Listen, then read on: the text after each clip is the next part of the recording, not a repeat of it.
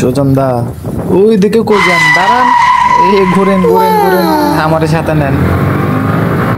Hello guys, আসসালামু আলাইকুম। I am Yamin Munna, your watching biker Yamin Munna. এই মুহূর্তে আমি আছি বান্দরবান, চিম্বুকের উদ্দেশ্যে রওনা দিলাম। কত সুন্দর জায়গা, ওয়াও। আইয়ুক আইয়ুক আইয়ুক আইয়ুক, এই যে আমের গাড়ি, যাক যাক বরাবর। এই যে দেখেন আমের বাজার, যেখানে পাইকারি। মেবি আমরা যে আমগুলা 100 টাকা 150 টাকা করে কিনি, এই আমগুলো এখানে হচ্ছে কি 25 টাকা করে কেজি। এখানে কার আম কে খাবে? যাই হোক, রাস্তার কথায় আসি। এই যে কিছু ভাই ব্রাদাররা হচ্ছে কি ছবি তুলতেছে, ফটো সেশন চলতেছে ভাইয়াদের। তো আসল কথায় আসি, এই যে পাহাড়ি রাস্তাগুলা আমার এত ভালো লাগে, বলে বোঝাইতে পারবো না। আঁকা বাঁকা পথ, নির্জন রাস্তা, মনে হচ্ছে কি আমি আর আমার বাইক ছাড়া আর কেউ নাই। কত সুন্দর পরিবেশ। আর 5 কিলোমিটার মতন আছে চিম্বুক।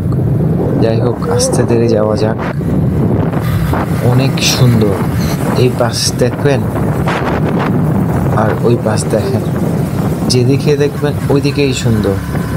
টোটাল কথা হচ্ছে কি, মন ভরে যাবে। আপনার মন খারাপ, আপনি কোনো কিছু চিন্তা না করে পাহাড়ে চলে আসেন। আপনার অনেক টেনশন, কোনো কথা নাই, সোজা পাহাড়ে চলে আসেন, তাও বান্দরবানে। আপনার অনেক বেশি টেনশন, কোনো কথা নাই, দেখেন র ফিল, একদম হাত ছেড়ে দিয়ে চলে গাড়ি। যাই হোক, আপনার টাকা নাই, কারো কাছ থেকে ধার করেন। ভাই আমিও তো কত হাজারবার যাই এইভাবেই। একটা মানুষের সবসময় হাতে টাকা থাকে তা তো না। দেখবেন এখানে আসবেন, মন খারাপ কোথায় চলে যাবে, খুশিও পাবেন না। আপনি ওই জায়গায় থেকে আপনার মনকে জিজ্ঞেস করবেন, কিরে হালার মন, তুই না খারাপ ছিলি, এখন কই তুই খারাপ গেলি? আপনার মন বলবে, আরে কোনো খারাপ না, পারা সব ভালো, মামা খেয়ে দিলাম। যাই হোক, সামনের দিকে যাওয়া যাক। এখন কিছু কিছু জায়গায় হালকা হালকা মানে বৃষ্টির কারণে ভেঙে গেছে। সো দেখে আসবেন,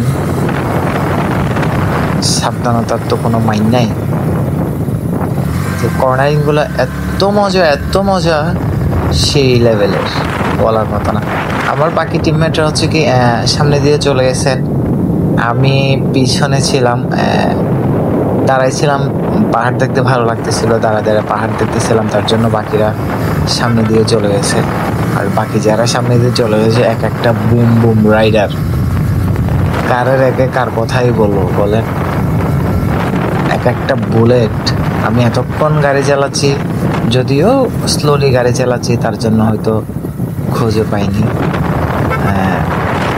ওরা হচ্ছে কি বুলেট রাইডার, বাকি যারা আছে। এই হালায় আমার সাথে লাগতেছিল একটুর জন্য।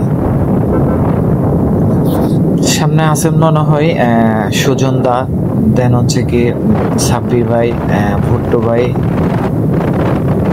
আরমান গাড়ি নিয়ে আসা নাই, আরমান হচ্ছে কি সাব্বির ভাইয়ের পিলিয়ন হিসাবে ছিল। আর একটু সামনে গেলেই হয়তো ওদেরকে পেয়ে যাব। উফ, জুস। এই যে সামনে দিয়ে দেখা যাচ্ছে আমার টিমমেটদেরকে, আর একটু গেলেই ওদেরকে পেয়ে যাব। এই যে সামনে দিয়ে পেয়ে গেছি ওদেরকে। সুজন দা আছে, সুজন দা হচ্ছে কি জোস একটা মানুষ, is a very good person. Sujan da Bangladesh ট্রাফিকে আছেন।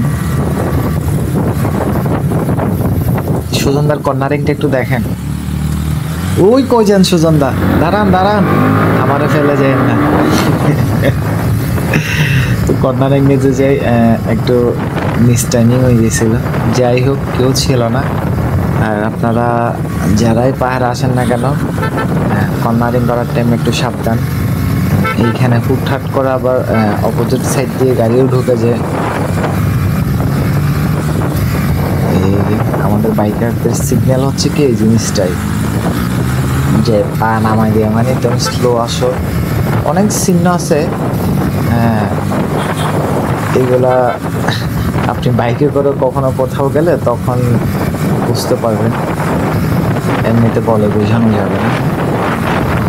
যাই হোক, সবাই মিলে সুন্দর একটা রাইড দিচ্ছি, ভালোই লাগতেছে সবার সাথে।